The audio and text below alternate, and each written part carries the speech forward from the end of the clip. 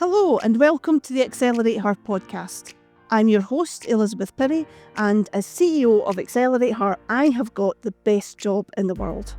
Throughout this podcast, we're going to hear from some of the incredible female founders that we work with. We'll hear their highs, their lows, and we'll revel in their achievements. We'll cover topics like raising investment, getting a product to market, growing a team, and we'll hear from the people in the ecosystem who have supported them. We're going to hear from amazing founders like Kate Cameron, Danae Schell, and the people who've worked with them like Evelyn McDonald. If this is your first time engaging with AccelerateHER, well, that's a great place to start. But look out for us on social media. You'll find us on Instagram and LinkedIn to see what other events we're running across Scotland. Come along and join us, be part of a vibrant network and part of the family. Now, sit back, relax, and happy listening.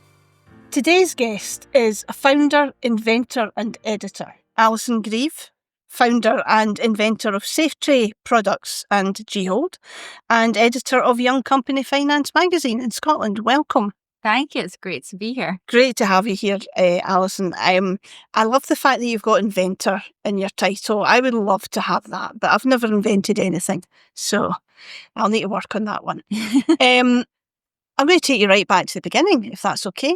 What did you want to be when you grew up, when you were a wee girl? Well, funnily enough, there is actually a cassette recording, which is a bit of an indication of my age. What's a cassette? I hear people ask. So my grandmother had Parkinson's, and so my father used to record us talking and kind of just having a chat so that he could then play the recording to my grandmother who was in hospital. And so I was asked by my dad, what would you like to be when you grow up? And I said, an inventor. Oh, so I actually got to be my dream job. Oh, fantastic. Do you know, it's unusual to have someone be doing what they said they wanted to do. I mean, I wanted to be a vet, so, you know. Oh, well, you never know. My mother retrained in her 40s, so... Yes, but you're forgetting I've already got the best job in the world, so I'm well, not going to... that's it. I'm not going to change that. Sacrifice that. And as soon as I had to get my first pet gerbil put down, I knew it wasn't for me. So, yeah, there we are. Anyway, back to you. So what was the journey that took you from that wee girl telling your granny you wanted to be an inventor to actually becoming an inventor? So I took various twists and turns through my career. I'd gone to work in London. I worked a little bit in publishing and writing. So that was kind of the precursor, I suppose, to later becoming editor of Young Company Finance. But in terms of the business, I had twin boys. I became pregnant when I was in London and I didn't fancy bringing them up there. So I returned to Scotland and I became a single mum pretty soon after they were born. And so I thought, what could I do in the evenings when I could get more readily babysitters and help? Maybe I could set up an events business. So I actually originally set up dinners for single people. Was how that journey began. And then through that, I kind of grew my network in Edinburgh again after having lived away for a few years. And so I started to get into corporate events and so on. And at a particularly important event, managing a group of international law firms were coming together to pass business to each other across borders. And it was a 4-day event. And at the reception drinks, there was a tray laden with champagne glasses that the waitress picked up, and she just lost control of it. Before they'd even walked in, and it was glass champagne everywhere. It had actually flipped the glasses onto another tray laden with champagne that was still on the side. So it was just, everything was destroyed, and it was dangerous with the glass. It was really embarrassing for her, for the venue, for me. And it was also quite a waste of money, as you can imagine. So I thought, that is kind of crazy that there's this product that can carry sometimes hot liquids, sometimes flaming Zambucas, some kind of all sorts of items, and yet there's no tangible connection to the hand. So I started to think about what the requirements are really for how could you have a handle when that's not how you really hold a tray. You needed to have something that could fit many different hand sizes and finger sizes. So that's how I originally developed the basis for the safe tray invention, which is a retractable, we call it a clip, but really it's a kind of a hold against that slides out, and you use your knuckles to control it, kind of like a T-bar. And so where you have a very heavy object on one side of the tray, you're pressing this knuckle down to control it. So really it puts your hand, which is usually passive when you carry a tray, it puts it very much in control of the top surface of that tray using counter leverage. So that was the original invention and product range. That's how it all really began. Well, I hope that poor woman is listening and realises that her mistake turned into something good. I felt really sorry for her at the time. Imagine, yeah. It really wasn't her fault. It was just, these things happen all the time. So, how did you go about doing that then, Alison? You know, you've got this idea. How did you then get it made and into circulation? Well, as part of my work in London, I'd gone on from the publishing company to work in new business sales for a technology company called LexisNexis. And so I knew that I had the ability and skills to sell at a high level. But I didn't come from a product engineering background. So I thought, given that I was a single mom and I didn't really have any money, how am I going to persuade someone to turn my invention into an actual manufactured product? Because there's a bit of a step to get there. And so I, with non-disclosure agreements in hand, and I started to research product design companies in Scotland that would be able to do that translation of sketches into computer-aided designs and then source manufacturing company. So I did a deal with a company called Fearsome, where their job was kind of to do all of that, and my job was to really start, promoting and sourcing investors and so on. And so they did that in return for equity in company. So it was a kind of sweat equity deal at that time. Good deal for you? When I look back, probably not. Yeah. I gave away a big chunk of the company, but at the end of the day, that added credibility to future investors because, if I'd have paid for that work, that would have been quite a big cost taken out of the company at a really early stage. But instead of that, we were able to put money into actually developing it and paying the manufacturers for the first units and so on.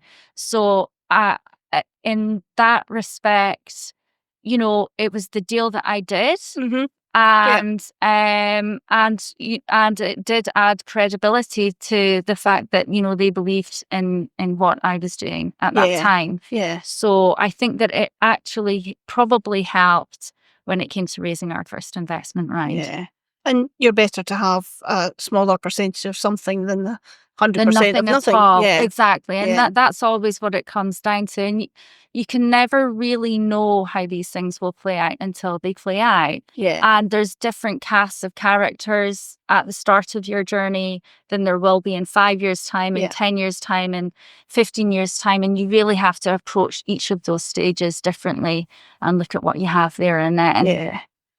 And is Safe Tray, is it still in use? Or so what happened was after we sourced manufacturing, we got the first units done just with the money actually that Fearsome Engine and I had put in. And then we went to investors for about 2 years into the journey. Mm-hmm. We did all the pitches, round all the syndicates, and there were fewer of the syndicates at that time. Mm-hmm. And that meant that we could really start distributing it. And we actually ended up bringing manufacturing to Scotland. So after a couple of years, I'm trying to think, in business, in 2012, we started the company in 2010. In 2012, we signed a licensing agreement with a North American partner to do all the manufacturing and to do all of the distribution, and we got a monetary amount per unit that was sold. And we had some guarantees as well in there that really helped to fund the start of G-Hold. Yeah. So tell me about G-Hold. I mean, I'm going to mention the fact that I do notice you didn't bring a tray of champagne in with you, but you have. I'm sorry about that. I will need to sort that out later. For anyone that's watching the video rather than listening to the audio, you'll see that Alison has brought examples of G-Hold. So G-Hold, because Safe Tray needed to be commercialized globally, because the market for trays is much less than mobile technology. So it really required a push internationally. And also table service doesn't happen as much in the UK as it does in other markets. Really? So, we will go into a pub and we'll wait for hours to be served at the bar. That's quite normal. Whereas in the States, most stuff is done table service, even in bars. So there's a different approach to how hospitality functions in different countries. So because we were traveling so much in international trade shows, I mean, really 95% of our business came from trade shows. I do not know how we would have commercialized otherwise. And so I bought a tablet to help me work on the move. And I just loved the convenience of it. Yeah. But I thought this thing is just like, how do you hold it? I mean, it seems to be lacking that function. And because people were then developing cases with keyboards attached to them, it's like, well, that's just turning it into a laptop, in which case it's not really mobile technology at all. And it's designed to be mobile technology. So I thought by that point, even though the Safe Tray was all about using your hand and actually putting your hand in control and making it a functional element in carrying a tray, this was the exact opposite. I started to think about, how can I make the hand a passive component in holding a tablet? So that's how I developed the G-Hold, which is a rotating device so that you can rotate 360 degrees, which is how the screen orientation works in mobile technology. And my hand is completely passive because of the ergonomic design that we put into the G-Hold in order to just make your hand completely passive.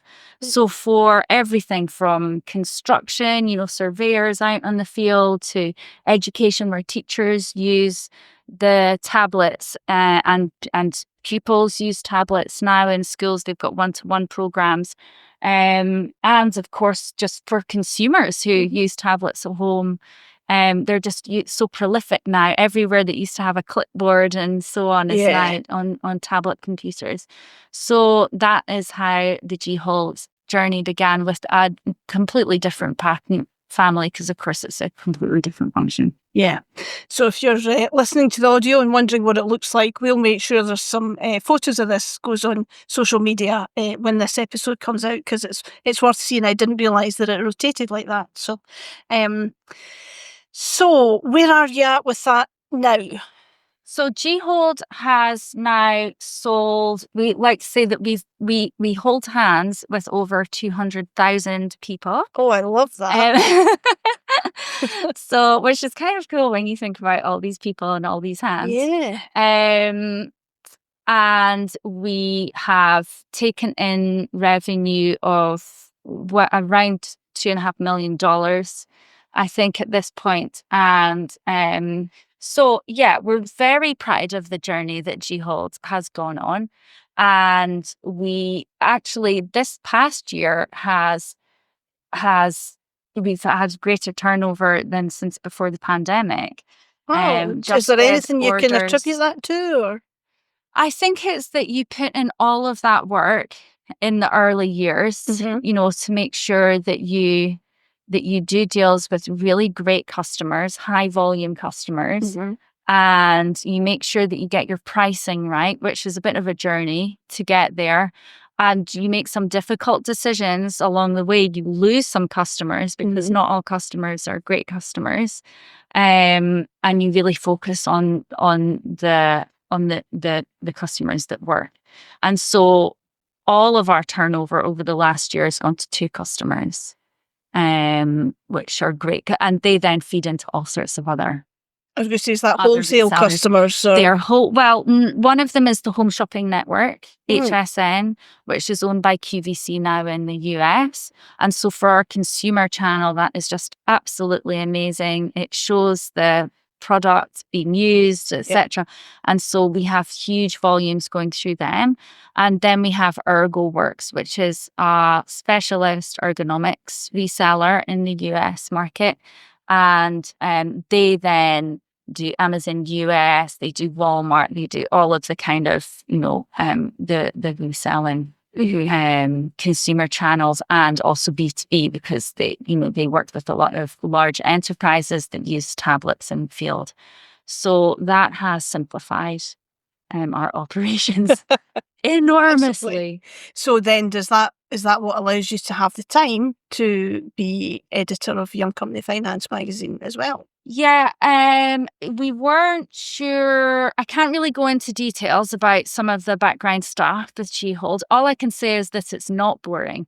That's one promise I can always make about G-Hold, and particularly at the moment. So while this excitement is going on, I wasn't sure how things were going to play out, the timing of things. I know I'm being very mysterious, but unfortunately that's just we like a bit of mystery. That's okay. Mysterious women. Actually, we did used to have a business card that we used to give at trade shows if we didn't want people to have our direct contact details, that was just International Women of Mystery. Oh, with I love that. A generic email address attached to it. So anyway, while that was going on, I had a bit of extra time, and I wasn't quite sure what I could do that would work well with that kind of process. And it just so happened that Jonathan Harris, the previous editor, who'd been trying to retire for years, decades, he was really actively seeking a solution for, who could take over Young Company Finance. And I had been a reader of Young Company Finance. That's how I'd met Fearsome Engine in the first place, because I'd read about them working with pufferfish displays at that time. And so I thought this would be, but that's how I got that contact. But also Jonathan Harris had helped to advise me what law firm to use, what professional services, because, I'd seen he had all of these contacts and knowledge of the early stage space. And so he was very helpful when I started my journey. So it seemed like, and remains to be, that it's just the best job I could possibly imagine. I know that you say that you have the best job, but actually I think it's a bit of competition here. We can arm wrestle for it, of course. So the Young Company Finance has been running now for over 25 years, 26 actually. And it covers all the early stage and scale up investments and loans and grants going into the early stage and scale up market in Scotland. So it's a very exciting range of topics that we cover. And we can see all of these emerging technologies arising from Scotland. And so every time we see in the news these terrible, oh my goodness, water shortages, food shortages, inflation, energy crisis, there are these incredible companies and technologies emerging from Scotland that just put me in a good mood every day. Yeah. So it's like just looking at the good news all the time. Yeah, absolutely. And wondering sometimes why more people aren't talking about them. I mean, I'm thinking the same about your SafeTray and G-Hold. You don't hear people talking about that, but that's incredible that that's come out of Scotland. Well, yeah, I think that, there's patches. When I think about my cohort of companies, the ecosystem was really quite straightforward when I started. And so there were kind of fewer of us, I feel. I think there's been an explosion of startups. And And that's required a sort of enlarged ecosystem as well to support them. But it, it was just simpler when we started, and there were disadvantages to that. There was less kind of, especially kind of hubs around particular companies but the advantage was we got to know each other really well. Yeah. And the companies that I know who have been most active in international markets, selling the most, doing the most deals, very commercially driven at the trade shows, etc., they've not had time to be known in Scotland because it's not their market. Yeah. And for some of them, it's not even where their investors are. Yeah. For most of them, it is actually. There's, but I think that all of the companies that I think of that were in my cohort very much required angel investment before we've gone on to then meet other investors and scale and so on. And that remains true now. I'm just about to write a report actually for Young Company Finance on the number of scale, the companies that have received gross capital. If we look at 5 million and above, and we look at how many of them have at an earlier stage or as part of those growth rounds received angel capital, there's a very large proportion of them that have, because, it's an important part of that journey forward. Yeah. So regardless of the experience and the dynamics of it, and whether it's been a great experience or not so great experience, the fact remains that it's a big part of Scotland's economy for growth. Absolutely, a really crucial part of it as well. Absolutely. And we'll come on to that a wee bit more. I want to talk to you about, about your experience as a founder, a female founder raising investment, along with your wider work through Young Company Finance and the stats that you've seen. But we're going to pause for a wee minute because we have a slot here, Alison, where we are going to answer questions from founders. So I put a request out on LinkedIn to see if any founders had any challenges or whatever that they were facing that they would like me to ask my guests about to get some answers for them. And this one I thought was quite particular to you. And then you mentioned NDAs earlier, so I think you'll have the answer to this one. And this person's chosen to stay anonymous at the moment, but their business idea is particularly new and disruptive. And how do you talk about that without giving away vital information? And I guess that's in your situation, talking to potential manufacturers, but it could be potential customers or competitors or whatever. How do you balance between, I have to talk about it because I've got a new idea and I want to get it out there, but I don't want anyone else to steal it? Yeah, I mean, there's a difficult time period before you even have the money to go through the patenting process, where you have to try and see if you can raise that money, or you have to talk to Business Gateway or Scottish Enterprise or one of the support organisations. Those organisations are bound by confidentiality, but there's still that period of intense paranoia because you just think that everyone around you is inventing the same thing, and that if you even whisper about vaguely the industry that you're looking at, that everyone's going to think the same way. But there are ways that you can talk about, for example, the industry that you're focused on, and maybe some of the cost reductions or advantages to what it is that you're designing without getting into the real mechanics of it. Although we had applied for a patent with G-Hold, the tablet holder, we didn't really want to show the function of it when we went out to the US market. We originally thought we would license the technology to one of the big case manufacturers. So to entice them to have the meetings in the first place, we filmed a video that showed the tablet spinning around, it showed people running with it, it showed the security, and it showed that it could go in between books, but basically was able to slide completely flat. So we showed all the function of it without any of the how is this happening. Yeah. And that got us meetings with major players in the US. So there are ways that you can get around that. But yeah, I would definitely say always have a non-disclosure agreement with anyone who is not bound, like lawyers, accountants, and so on. And usually people will be willing to sign non-disclosure agreements or confidentiality agreements. How far down the line would you be, though, before you introduce that to a conversation? Immediately. Straight away? Yeah, absolutely. Immediately before we have this conversation. Sometimes you can't get to have the conversation without giving them a little bit of information. Yeah. But generally speaking, I would say, they will be open to signing them. The only thing is with R&D departments of really large organizations, they can be a bit cautious about signing non-disclosure agreements when they are already working on a particular project. Okay. Because it can get a bit muddy and complicated and so on. So that's not always going to be the case. But for the most part, you can have at least preliminary conversations. Yeah. Quite difficult and scary for a single female founder, a single founder, talking to a big corporation and trying to get them to sign NDAs and everything. Well, I think what I always say to women is, and men, know your value. Yeah.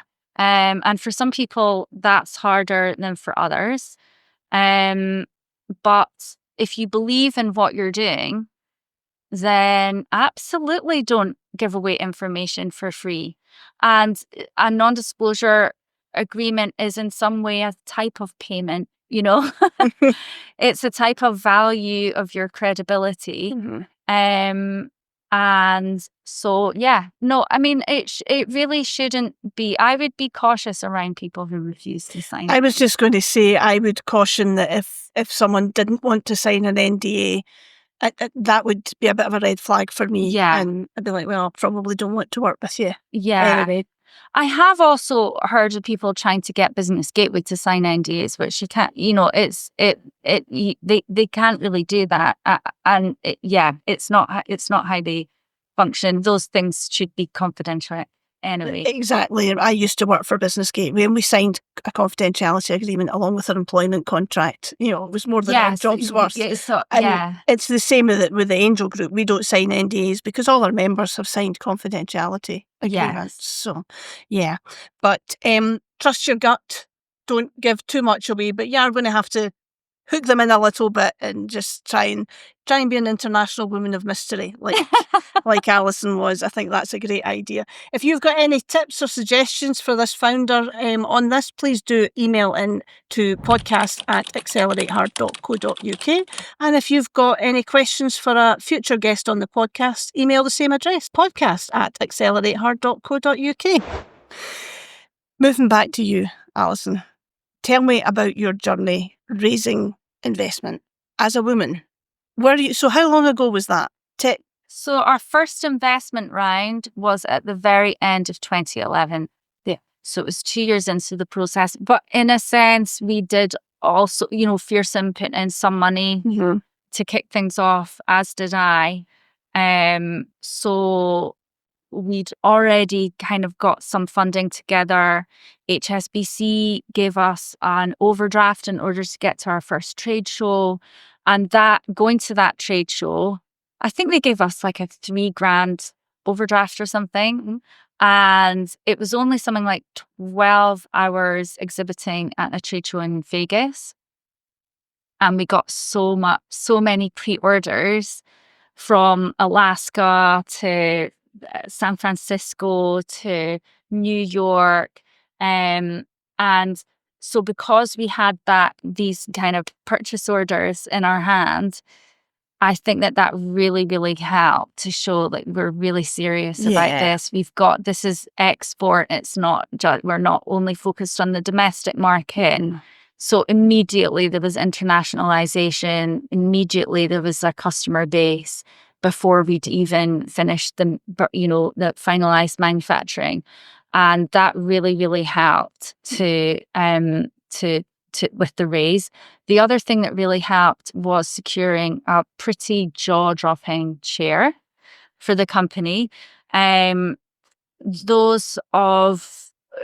in the community who were around, about 10 years ago will have known of Peter Shakeshaft, who was the chair of Archangel Investments at one point, and he was also the chair of Link Scotland, which is the organisation that actually owns Young Company Finance. But yeah, it basically acts on the interests of angel investors, helps to lobby government, and has been hugely supportive in establishing a number of most of the angel groups. Our own angel group included, including Investing Women. So he was just the most incredible chair to have. I learned so much from him. And that really helped. I think that to be able to have him as chair, that moved the conversations forward quite significantly with a number of the angel groups. So yeah, that's how that worked. We had quite a few individual investors in part of that round, including women. Individual women, one of whom, who was actually put in more than any other individual into this round, had never invested in companies before. She was a neighbour of mine. Our children were at school together, and she had come into some inheritance money, and she just thought, do you know, I just want to support this journey. Oh, fabulous. She was aware of the risks.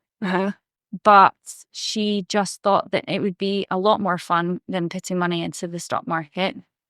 Absolutely. And so that's how she felt that it was kind of rolling the dice, but in a way that she could watch this journey. Yeah. Were you aware at that point, Alison, that as a female founder, you were at a disadvantage when it came to raising investment? No, I thought that it was... There are a few elements. I was aware at the time that I was raising, there was a huge push towards SaaS companies. A lot of investments were going into software as a service or software full stop. Hardware was not really of the moment. We didn't yet have this huge surge in robotics and machine learning and the sort of interplay between things and the internet with the IoT devices and so on. So hardware had definitely kind of gone out of popularity. So I attributed my difficulty in raising at the level that my peers were raising, because we'd all started at the same time, this really tight group. And they remain great support. You know, we were great as a group of founders, and we are great as a group of founders. But just they were all guys apart from me, and just the level of raises were getting bigger and bigger. And my follow-on funding was like, there's a drip, you know, and that's not unique to women. But when I looked at the data for Young Company Finance, which I know we'll probably get onto, but I did a big data report for Young Company Finance spanning half a decade of all the deals that had gone into the Scottish market. And the statistics just speak for themselves. But we are very well aware of the fact that we have less than 2% of all the venture capital. And so, you know, that has been... other organisations, the British Business Bank has found that out. You know, it's on repeat, not just in the UK, but across the world. But what I was more interested in was the level of funding per round that went into women-only founders. And our way of slicing and dicing the data, because I'd heard that the difficulty is, well, companies reach a point where there is no individual that really owns and controls this company. So I went through the ledger, which is on Companies House. You can look up any company on Companies House, and you can see the persons with significant control under the people section. And that tells you that who owns and controls over 20%. Over 25% of a company. And so even if they don't own in shareholding over 25% of the company, if they have that in votes, then they are also listed in that section. And so that was a section that I thought, I'm just going to do this according to male, female, or neutral, being that a company has got to a certain extent, and mixed, of course, because there are mixed founding teams. And when I looked at that, and I also looked at the averages of how much per round these companies had raised, it was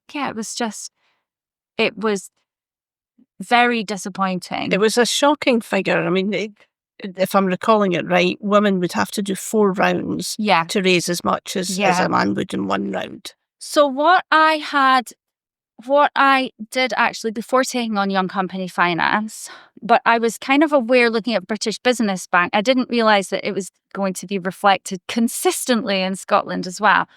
But I looked at the British Business Bank figures and I'd averaged out, just trying to figure out, well, how much in aggregate did male founders get versus female founders.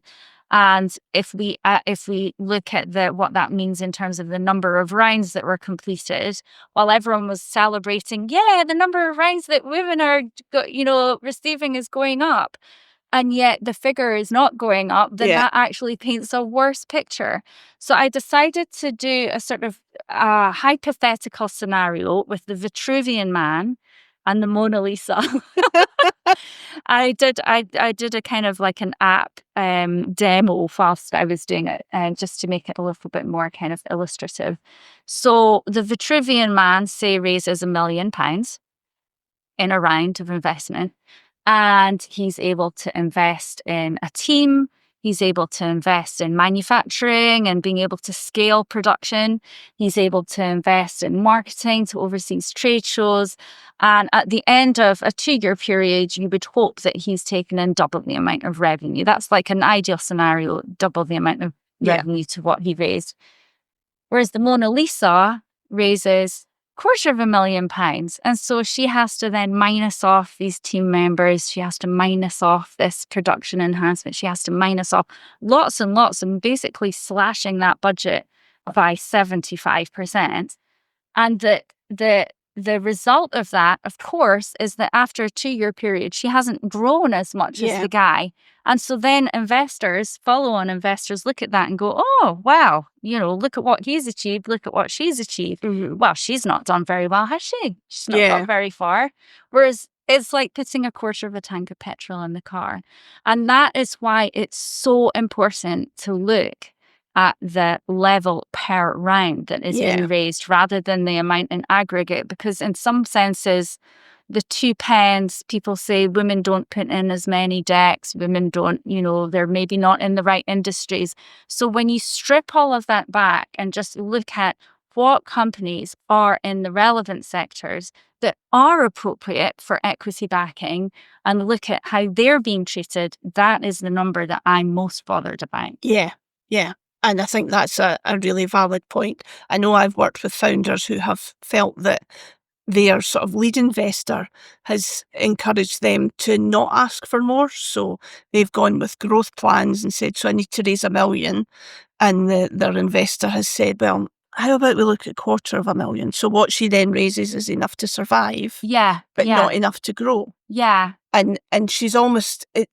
she's been discouraged by her existing investors from going for that sort of growth shot. Yeah, and I think that part of the issue is that it becomes a self-fulfilling prophecy. That's my fear. Because, you have investors, men and women investors, looking at a company, seeing that it's female-founded and going, well, we're probably not going to get the big raises, so let's just go in for a smaller amount to get the deal done and so on. And then it just goes in this never-ending cycle. So we do have to be careful of it. And it's also something that made me very well aware and cautious of publishing that report. I really put it off for as long as possible after having committed to doing it, because I thought, what is this communicating? I don't want people to think that it's not worth backing a female founder. Mm-hmm.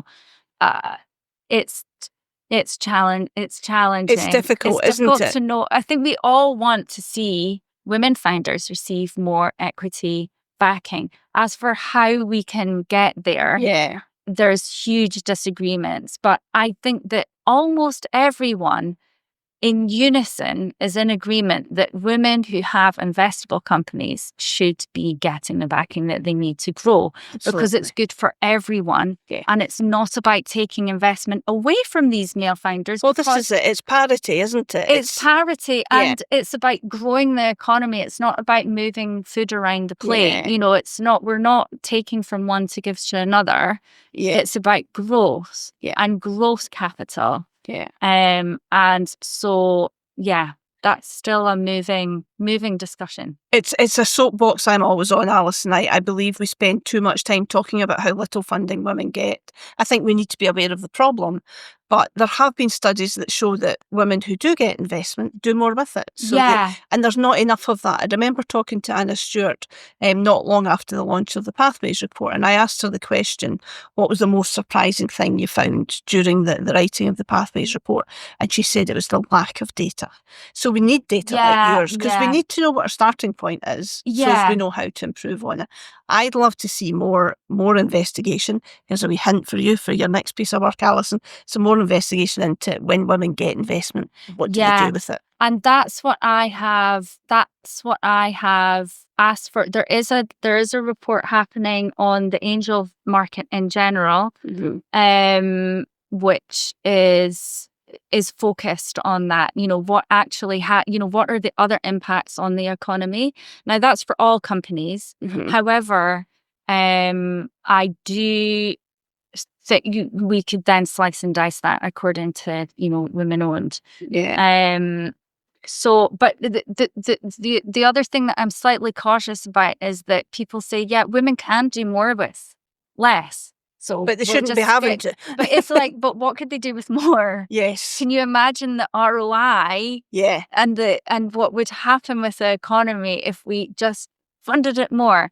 So one of the things that I'm interested in is looking at the kind of macro environment and, well, what are the segments of the market that are underfunded because they're generally for women, like women's health, for example. Yeah. There's an opportunity for the whole of the economy to look at women's health. And we know that that's been underfunded for decades. Yeah. We also know from a report in The Guardian recently that women running femtech companies are less likely to get investment than men running femtech companies. I mean, go figure. Yeah, I have also read that and, know it to be true. But at least if the segment grows, then the tail of that, needles are never moved. Like massively, really quickly. So all of these things is just giving time to all of these different reports and data and movements and syndicates like yours and like Mint, and like there is movement in just trying to slowly encourage more investment into these areas that are good for all of us. Yeah. I mean, when Jackie set up Investing Women Angels back in 2012, 2% of angel investors in Scotland were female. It's a difficult figure to measure, but we think that's risen to 14%. Now that's still not enough, but it's a 700% increase. Yeah, no, it's really big, and the thing is, it's not just about the growth of investing women, for example.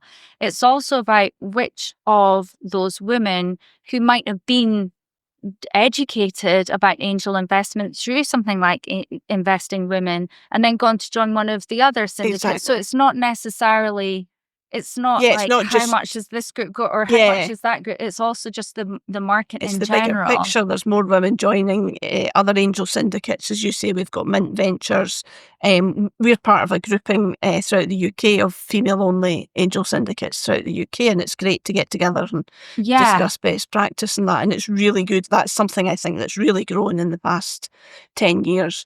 Do you think things like the Pathways report, Rose Review, Investing Women Task Force, do you think these make a difference? Well, I certainly hope so. But like everything, you can't do these. It's difficult with government because,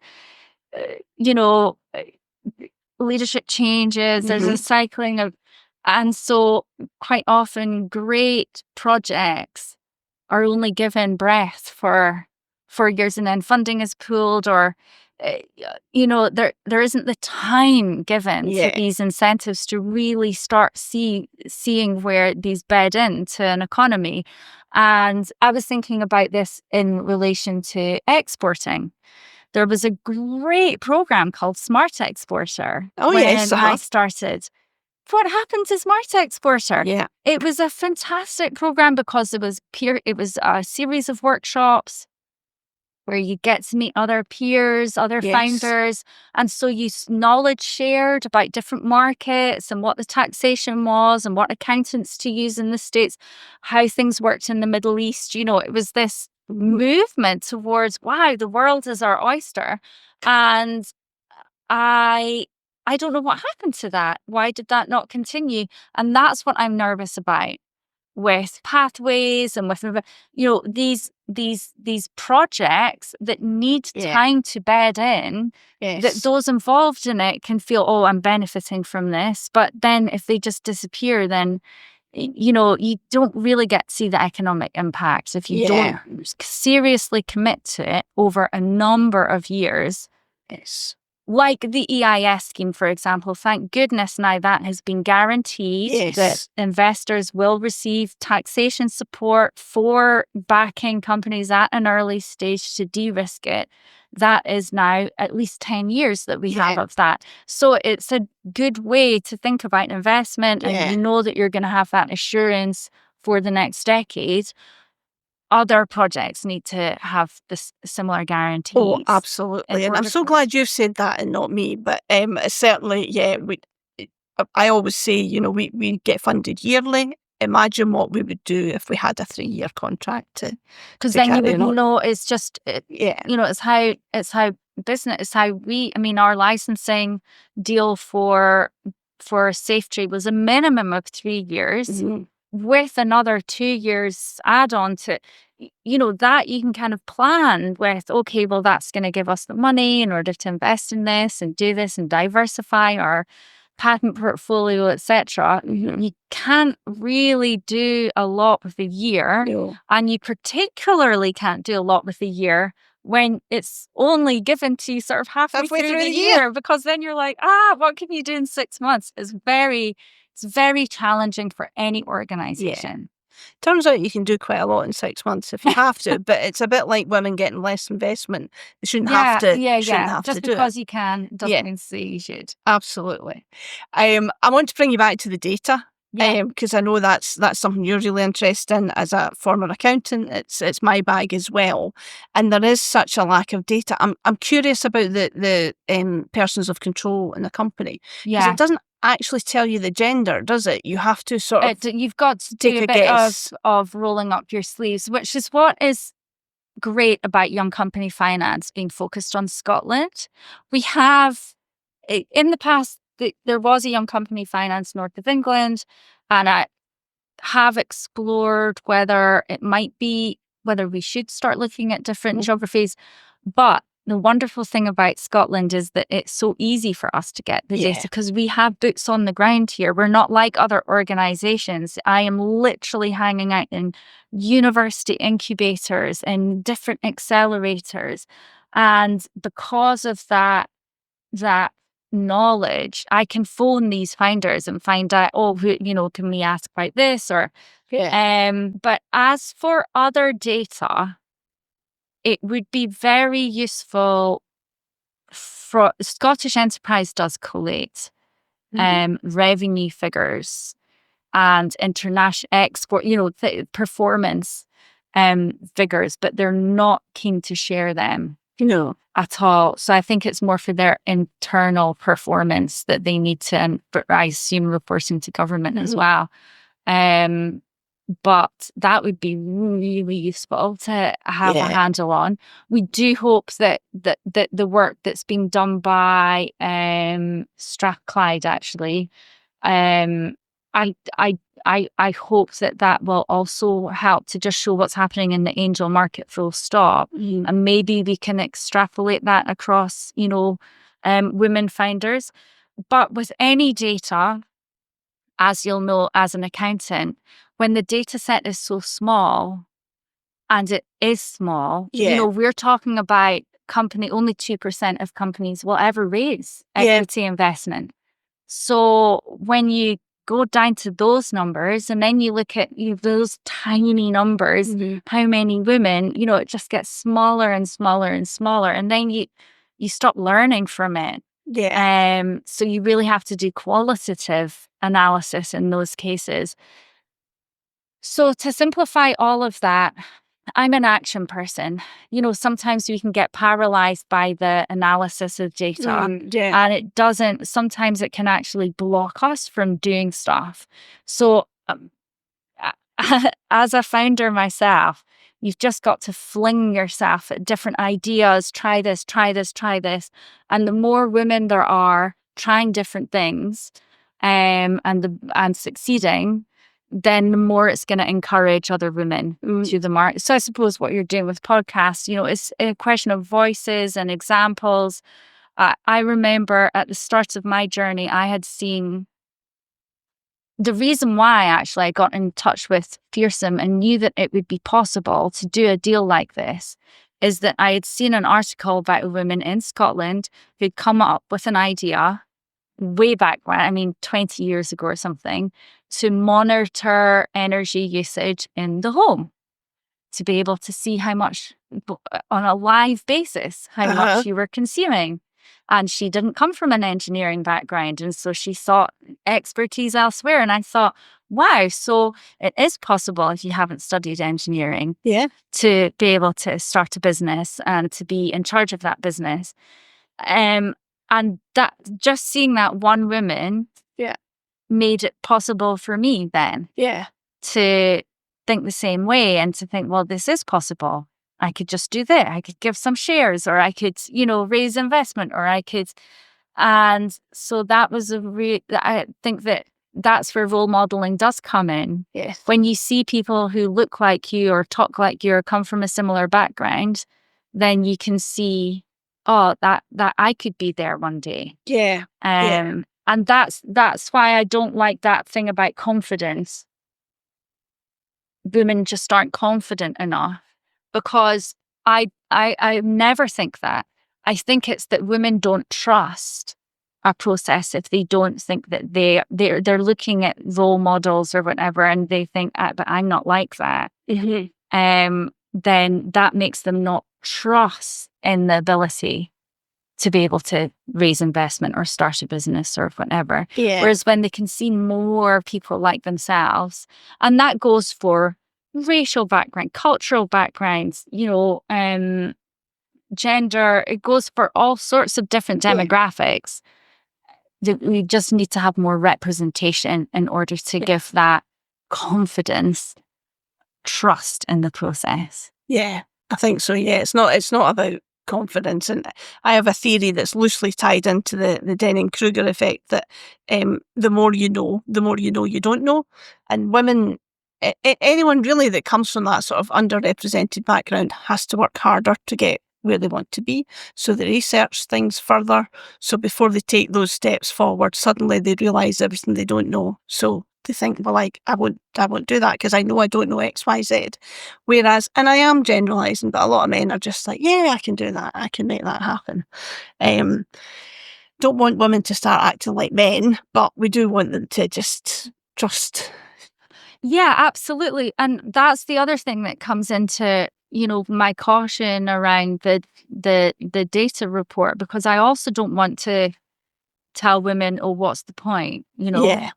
But I think that I always liked when I was told there's a 1 in 20 chance that you'll still be around, and I can't remember what the stats were then, but that any startup company, let alone when I started to pitch and they were like, you won't see any women here and so on.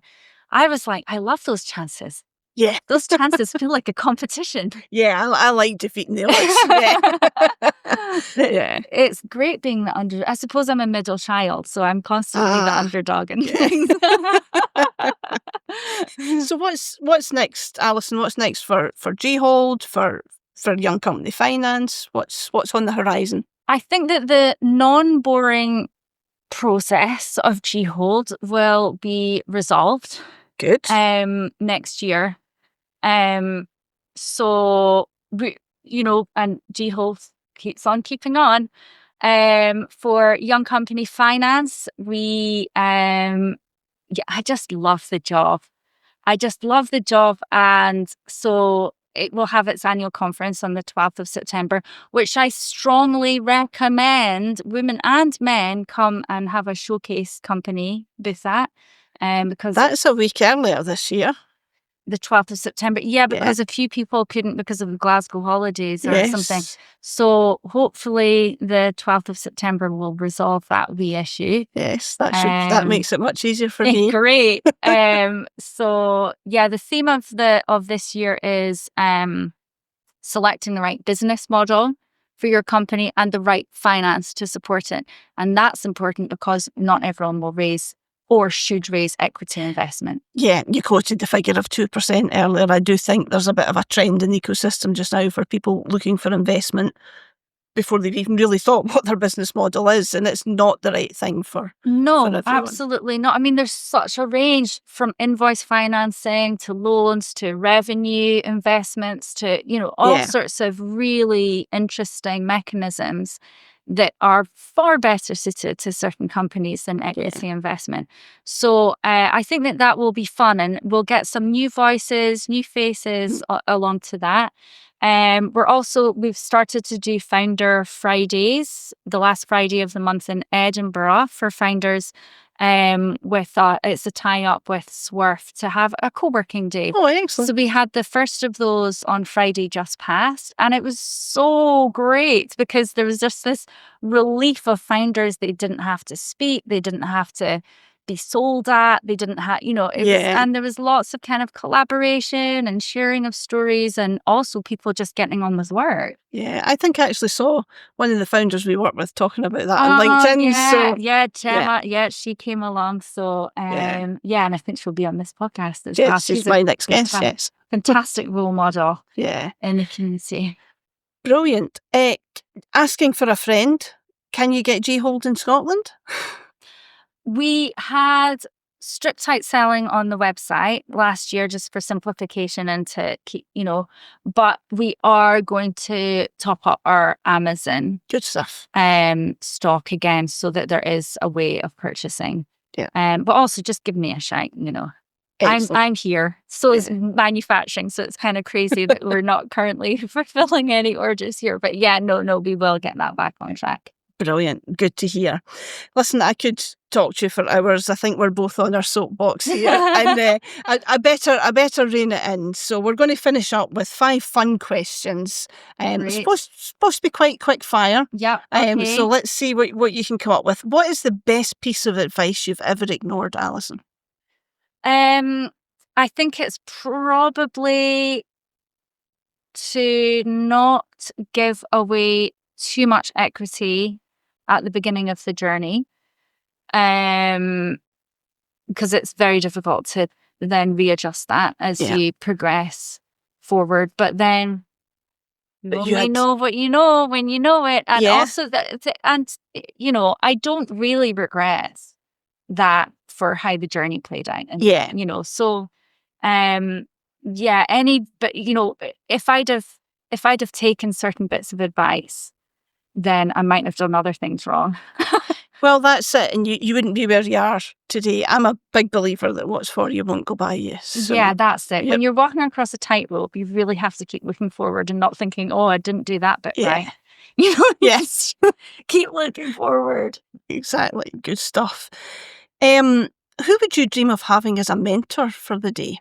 Could be anyone, dead or alive, famous or not. I think it would be really interesting. Well, first, I must say I have had the most phenomenal mentors, both Peter Shakespeare, my first chair, and now Jock Milliken, my chair now. Just a fantastic person to have as chair and a mentor.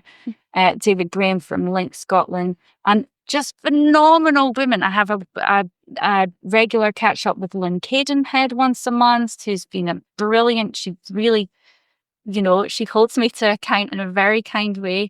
So that's been fantastic. But as for who in the world, I would love to have a world leader as a mentor who has been through maybe not is currently a world leader, but has been a world leader for at least 2 terms, because the level of responsibility and decision making and keeping people on side and making tough decisions, the learning of that is just so frontline and unbelievable. So I would love to have. It doesn't matter what the politics are, because it's kind of not the point. No, it's more that just that being in that position and the trying to please everyone and knowing you never will and all of that would just be amazing to learn from, wouldn't it? Incredible respect for people who weather those storms. So excellent. That's a good one. What's your guilty pleasure when you need to unwind? Well, having run dinners for single people, I love a love story. So I'm all about anything love related on reality TV, whether it's Married at First Sight or terrible guilty pleasures. Also, I don't drink, so but my slight hack around that is every now and again I'll make rum truffles. Oh, yeah. I love a good rum truffle. Okay, you've not brought them with you either. Unfortunately. Such a disappointment, Alison. No champagne, no rum truffles. Okay, let's move on. Recommend a book. What's the best book, podcast or TV show that you've read, listened to, watched? I did actually mention the book on, I think it's called The Con Job, How to Get Ahead in a World Obsessed with Confidence. How to Get Ahead with Competence in a World Obsessed with Confidence. It's I think anyone involved in economic development should read that book. Yeah. Because it eliminates using that word completely, and how ridiculous that word is. So I would strongly recommend that. It actually helped me with thinking about G. Holden, the value in it. It became about the competence of what we were doing, rather than some blustery confidence. It was a really, really great book, and it was written by a woman who's based in Scotland. Well, there you go. Well, I shall make sure there's a link to that in the show notes, and I'm going to go and buy it for myself now. Fantastic. When I'm on the occasional train, I'll see what I'll get time to read it. And finally, nobody's managed to do it in one word yet, but how would you describe your business journey in one word? Adventure. Oh, I love that. And you've done it in one word. Congratulations. Boy, has it been an adventure. Well, I always think, I went on a trip to Brazil, a kind of trade mission type trip organised by Santander, over a decade ago, with a number of founders across the UK. And before we went, someone came on a call to us all to talk about having been on one of these missions. And they said, it might not bring business, it might not be, you might learn things you don't like, but it's going to be a very big adventure. Oh, I love that. And after that, I was like, that's it, isn't it? It's definitely, regardless of what happens, it's going to be a very big adventure. I love that. What a great note to finish on. Alison, thank you so much for your time. It's been an absolute pleasure. And I'll no doubt bump into you, because I keep bumping into you at networking events all over Scotland. So I'll no doubt see you again soon. Thanks for listening to me chat to another amazing female founder. I hope you enjoyed that. Of course, this podcast wouldn't have been possible without the backing and support of some amazing organisations. The Scottish Government, who funded this through their Pathways Fund, Barclays Bank for letting us record this in their amazing Glasgow campus, to Podplistic for seamlessly recording this and cutting out all of my bloopers, and of course to the guests for giving their time to come along and chat to me. If you want to hear more about AccelerateHER, please do follow us on LinkedIn and Instagram. Pop over to our website, accelerateher.co.uk, and sign up to our newsletter. I look forward to seeing you at an AccelerateHER event soon.